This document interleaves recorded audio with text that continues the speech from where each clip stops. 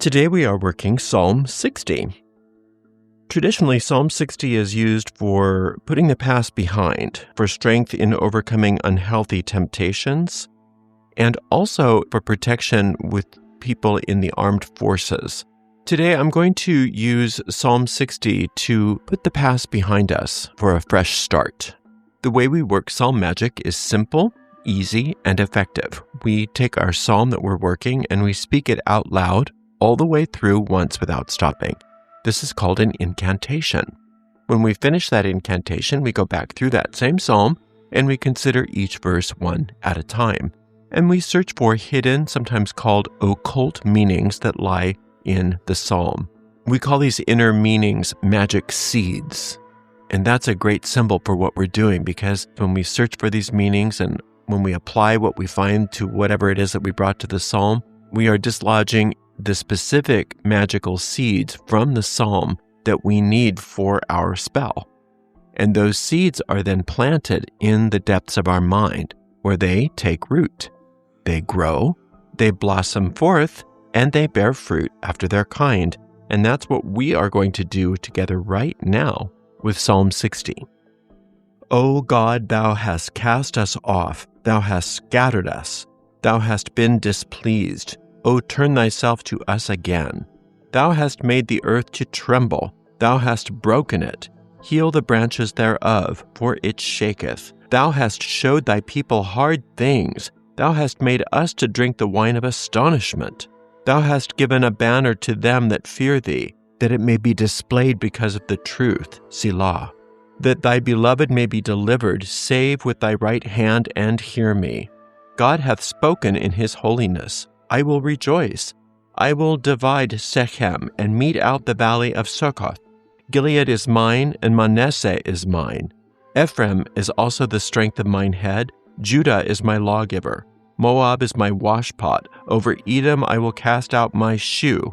Philistia, triumph thou because of me.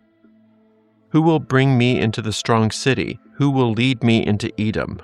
Wilt not thou, O God, which hast cast us off? And thou, O God, which didst not go out with our armies? Give us help from trouble, for vain is the help of man. Through God we shall do valiantly. God is a direct translation from Elohim in the Bible, and Lord is a direct translation of the Tetragrammaton, Yud-He-Vav-He. Both of these are symbolic of the one power, the one force, the one source, the one substance. There is but one. And since there is only one, nothing can oppose it, because there is nothing to oppose it. One with this force is a majority. And whomever this force is for, nothing can be against. And this force is for us, because we are one with this force. We are an expression and a creation of this force. And when we orient to this understanding before we start our psalm magic is always very effective. It starts out with, O God, thou hast cast us off, thou hast scattered us, thou hast been displeased, O turn thyself to us again. The first few verses of this psalm, we are very accusatory of the infinite. Look what you did, God. This is all your fault, God. You've been so mean to me, and that's why I've got troubles. Because you've cast me off, you've scattered me, you're displeased with me, it's your fault. Thou hast made the earth to tremble, thou hast broken it, heal the branches thereof, for it shaketh. You screwed it up, so you fix it. You broke everything, so you fix it. I'm just a nobody. I don't have any power. Thou hast showed thy people hard things. Thou hast made us to drink the wine of astonishment. I'm having trouble because you're such a tyrant. Why are you so mean? You're such a mean God. Accuse, accuse, accuse. And this is called projection. When we project our own fears, our own feeling of failure, our own guilts, the consequences of our own mistakes, when we project that onto the infinite, then we believe that the infinite's doing it to us. When in reality, the infinite's doing nothing except for loving us, waiting for us patiently to change our minds. The infinite can only do for us what the infinite can do through us. For as long as we're wanting to project images onto the screen of space that cause us problems and then deny that we're doing that, the infinite has to wait patiently for us. One of our biggest gifts is the power of our free will. And we have the freedom to use our minds any way we want to. If we forget that we have the power to use our minds this way, and we misuse our powers and we have the repercussions of that, the infinite doesn't will that for us, but the infinite does let us do that. You have the freedom to go as deeply into the misuse of your powers as you want. Then the infinite is always there waiting and can undo literally every consequence from mistakes that we've made. But it can't do that for us while we're blaming it, while we're not taking responsibility for our own thinking. Today, we've said that we want to have a fresh start. So you can't have a fresh start if you're bringing the past into the present. We want a fresh start, we have to let go of the past. We have to stop blaming our circumstances on externals and instead understand we are responsible for the way that we've been using our minds. But the good news is that we can change. We can use our minds in a brand new way right now, and everything can be new again. And that's what the infinite wants for us and will do for us if we allow it. And that's what we're getting to right now. Thou hast given a banner to them that fear thee, that it may be displayed because of the truth, Selah. This is actually where we start to turn and understand things. Remember, the fear of the Lord doesn't mean that we're afraid of God. The fear of the Lord is a representation of the awe that we have when we understand that there is the power of the infinite, that is omniscient, that is omnipresent, that is omnipotent, all-loving, and that we are an extension of that. We are of the same mind and of the same power, and therefore, through this power, we have those omnipotent powers as well. And so we have the ability to turn things around. That's the banner. Thou hast given a banner to them that fear thee, that it may be displayed because of the truth. No matter how much we are denying our power and our responsibility in any situation, there's always that banner there erected when we understand what the infinite is and what our relationship to the infinite is, and that's the fear of God. That banner is there to show us the truth, and the truth is we have the power to undo any consequences and also undo the consequences of others' past mistakes. So whatever the fresh start that you need, whether it's something that you feel is you're doing or somebody else is doing, it doesn't matter. It all can be fresh and new right now. That thy beloved may be delivered, save with thy right hand and hear me. This is our acknowledgement that we can be delivered from the consequences of our past and start new. To be delivered means instantaneous. It doesn't mean there's a long process that we have to kind of go through purgatory and purge ourselves of our sins or something. No, we are delivered once we recognize that the infinite knows us as we are, not as we believe we are. The infinite doesn't see us as sinful. The infinite doesn't view us as something that needs to be punished or needs to have a long period of undoing. The infinite sees us as perfect because the infinite created us as perfect. The infinite doesn't even recognize our egos.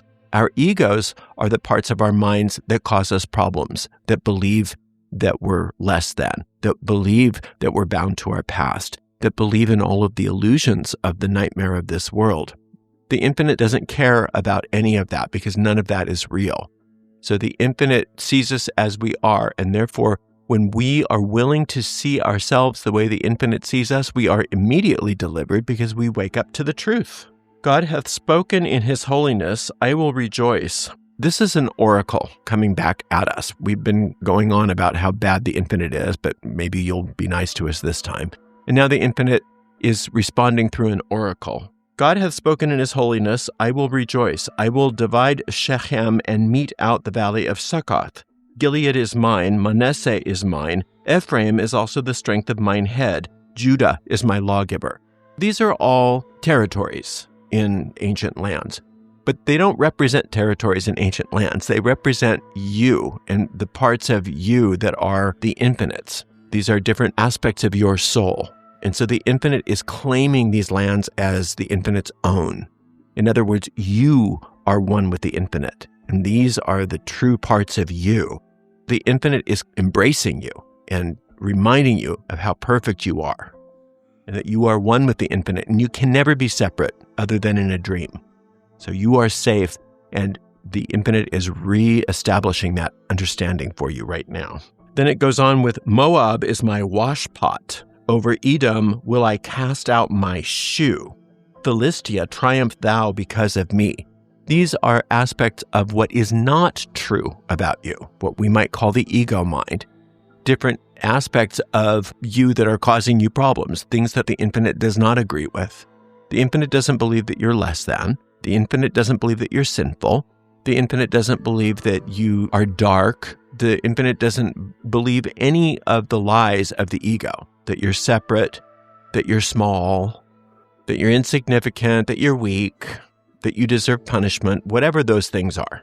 None of that comes from the infinite. So those things, in glorious psalmic fashion, very dramatically, one of those aspects, Moab, the washpot, old dirty bathwater, just tossed out. Going to cast his shoe at Edom, that part of your ego that has been causing you problems. To cast the shoe at somebody in these ancient cultures was the ultimate in declaring there's no respect for you.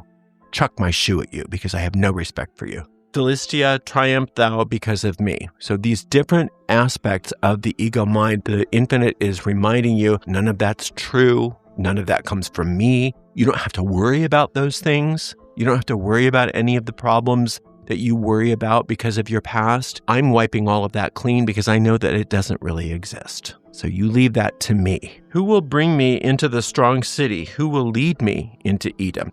Now we're talking. The infinite will lead you. Your ability to triumph over the ego is your birthright.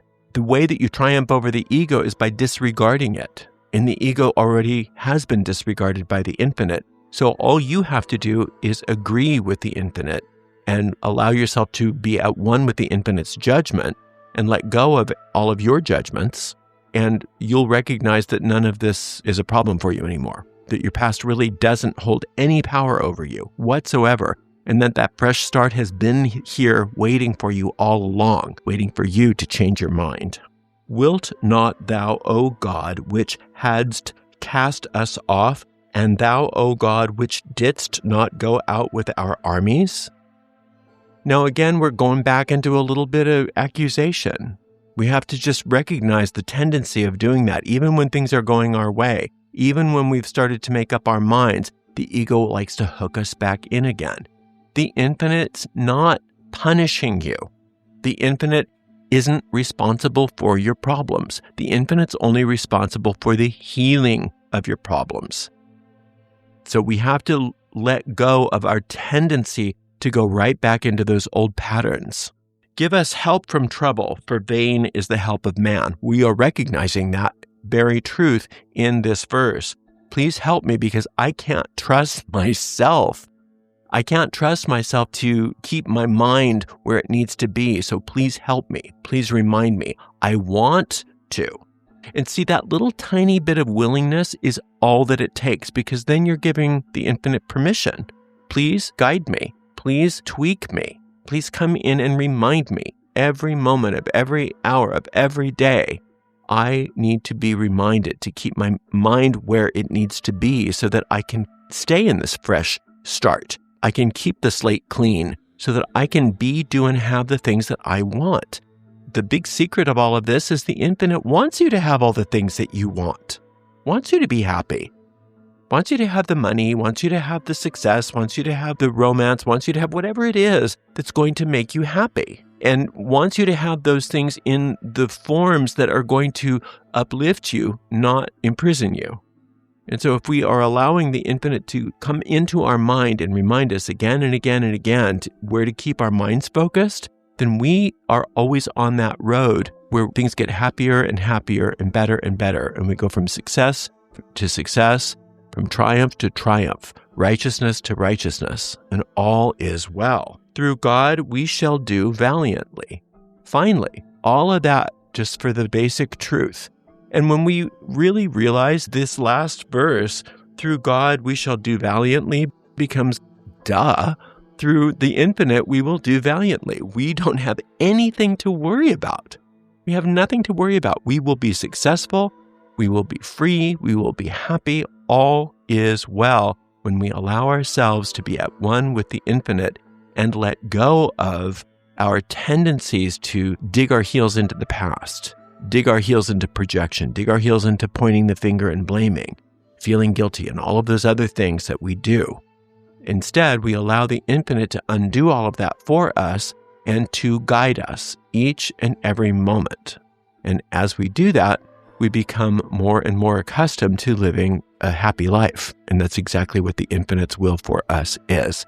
So you keep coming back to the same psalm again and again once a day until you get a sense of peace and certainty that whatever it is that you brought to the psalm is being resolved. And once you get that click, that sense that all is well within you, that's an indicator from your deep mind that your spell has been cast and you don't have to work on it anymore. And it's best to put the whole matter out of mind and move on to something else. Thank you so much for spending some time with me today. Until next time, blessed be.